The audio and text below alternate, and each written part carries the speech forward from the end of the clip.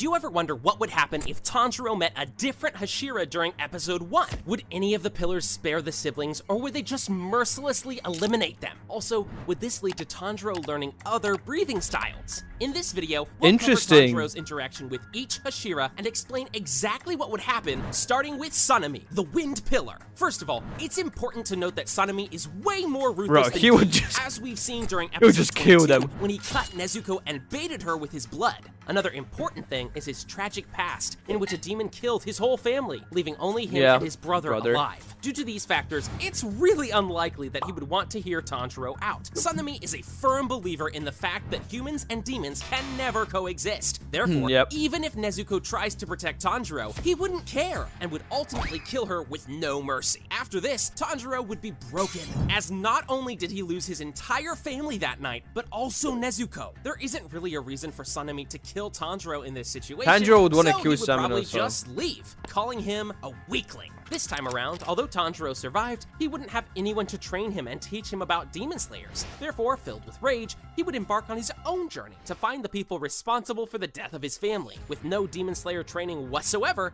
the only abilities Tanjiro could rely on would be his sense of smell and his inhumanly strong headbutt. And I don't think those would get him very far. He may be able to kill a couple of weaker demons by exposing them to sunlight, but in the end, he would eventually get killed by demons without achieving anything. Okay.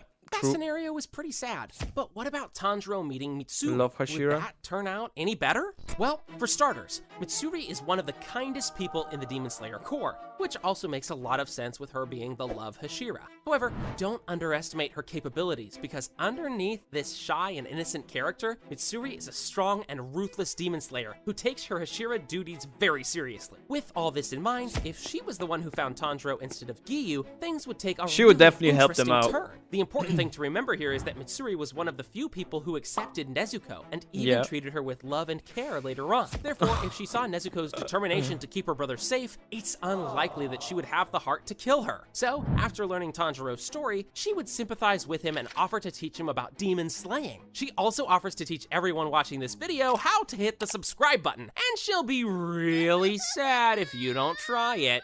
Anyway, Tanjiro's journey with the Love Hashira would be a sight to behold, as instead of water breathing, he would get to learn the love breathing technique. That would be so There's interesting. actually a big problem with this. You see, Mitsuri was actually Rengoku's student when she first joined the Corps, and her primary breathing style was flame breathing. However, she quickly realized that this style doesn't suit her well, so she created her own, love breathing. This breath style is very unique, using a whip-like sword instead of a normal one and relying mostly on the user's flexibility and speed, instead of physical strength. You can probably see why this would be a problem for Tanjiro, as flexibility isn't really his main strength. With this style, he would be much weaker compared to the original story. He would probably unless she die taught him early on in the series. the flame. Even if he manages to survive long enough to awaken sun breathing, he would have a really hard time using it properly. This is because sun breathing requires the user to be physically strong, and since Tanjiro was practicing love breathing this whole time, he wouldn't be strong enough to use it to his full potential. So, regardless of what breathing style he ends up using, I don't see Tanjiro surviving very long in this scenario. These scenarios so far were pretty interesting, but there are still 6 different Hashiras to cover, and some of these interactions you are definitely not expecting. Obanai is the Serpent Hashira and is certainly among the most merciless members of the Demon Slayer Corps. The guy is incredibly strict and unforgiving, even going as far as to tell Tenjin that he should have fought to the death against Yutaro and Daki, criticizing him for getting wounded against the weakest upper moon. Keeping this in mind, if he was the one to find Tanjiro in episode 1, things would have gone very badly. Being the merciless guy he is, Obanai wouldn't even bother to take a second to listen to Tanjiro's pleas. Moreover, he would quickly end Nezuko's life, leaving the boy traumatized and alone with no one to rely on. If by any chance Tanjiro tries to protect his sister by standing in front of her, it would also end tragically, as Obanai would simply not care and slice both of them in a second. Even if Tanjiro does survive the encounter, without someone like Yorokodaki to teach him the ways of demon slaying, he would be completely lost. Same as in the part where he met Sanemi, he would probably try to to find a demon who killed his family, and somewhere along the way, he would be easily killed by demons. Up next is Shinobu,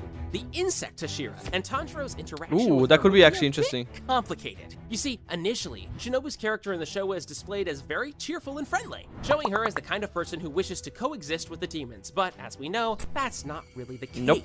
She holds immense hatred in her heart for demons due to the fact that she lost so many loved ones to them. So, does this mean she would kill Nezuko if she met the siblings in episode 1? Well, Probably. although we'll never know for sure, I think there is actually a big chance that both Nezuko and Tanjiro will survive this encounter. She would probably attack him at first, just as Giyu did. But after witnessing a demon Nezuko protecting her brother, she would be stunned. This would most likely remind her of her own sister, Kanao, who lost her life to demons. She would be curious as to why Nezuko behaves this way and would spare the siblings. From here on, after learning their full story, she would accept Tanjiro as her Sugoku and train him to use insect breathing technique. However, once again, there is a big problem with this. Same as Suri's breathing style, insect breathing is a technique specifically made for Shinobu's lack of physical strength, and it would be very difficult for Tanjiro to use it properly. He would also have to learn about many different types of poison and wield a unique needle-like katana. It's undeniable that insect breathing is one of the worst choices for Tanjiro, and would eventually lead him being much weaker than in the original story. Properly mastering this technique would take years, and even if he does master it, I just don't see him surviving that long. Therefore, he would probably die while engaging some of the stronger demons like Rui or Gyutaro. 4 more scenarios are left, and the next one is everyone's new favorite Hashira from the swordsmith village, Moichiro Tokito. Murichiro is one of those characters who just don't care about anything happening around them and are always stuck in their own thoughts. He also shows no emotions whatsoever and acts on pure logical reasoning. Although being logical is not a bad thing by any means, when it comes to meeting Tanjiro and his demon-turned sister in the woods, it's a really bad thing. For some Hashira in this video, it's really hard to say what they would actually do in this situation, but when it comes to Murichiro, there is no doubt in my mind that he would instantly kill Nezuko, maybe even Tanjiro if he tries to intervene.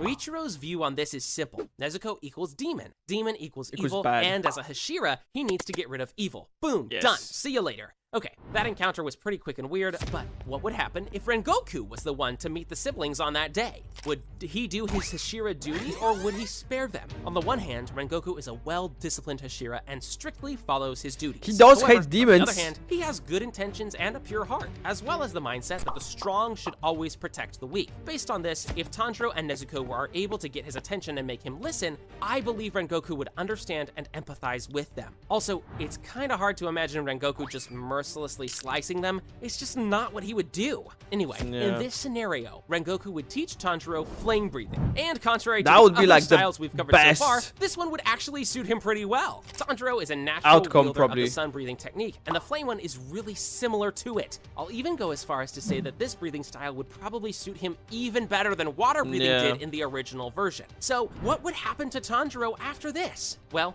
his journey would be pretty similar to the original, with him going on some low he would probably a lot and stronger, I feel like. Rui at Mount Natsugumo. At this point in the anime, Tanjiro wasn't strong enough to defeat the demon and was almost killed multiple times. However, since he is stronger now, I believe he would manage to defeat Rui all by himself, without even relying on his sun-breathing abilities. From here on, Tanjiro would keep getting stronger and stronger with each arc, and the story would eventually end similarly to the original, with the core defeating Muzan.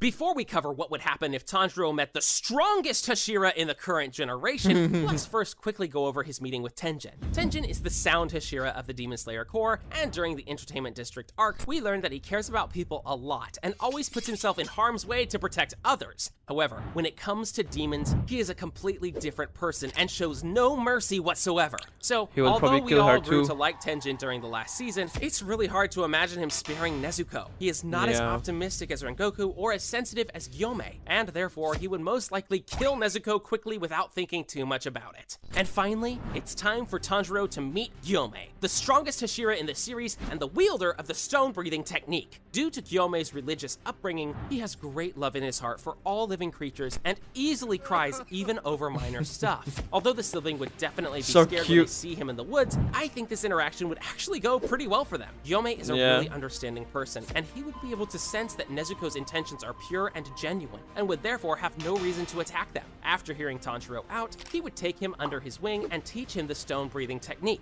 With Gyomei as his trainer, Tanjiro would primarily focus on getting physically strong, as the stone-breathing greatly relies on that. Similarly to flame breathing, Tanjiro would be much stronger with this new style than he ever was using water breathing. The increased physical strength would also allow him to use sun breathing more efficiently later on in the story. Another change that could happen in this version is Tanjiro using a different weapon to fight, possibly an axe or mace, That would be since sick. those are the weapons Gyomon That would be prefers. so cool. Regardless of which weapon he chooses to use, I believe Tanjiro would be able to get insanely strong using this Super Saiyan. breathing style, and things would probably go the same as in the original. Did you ever wonder if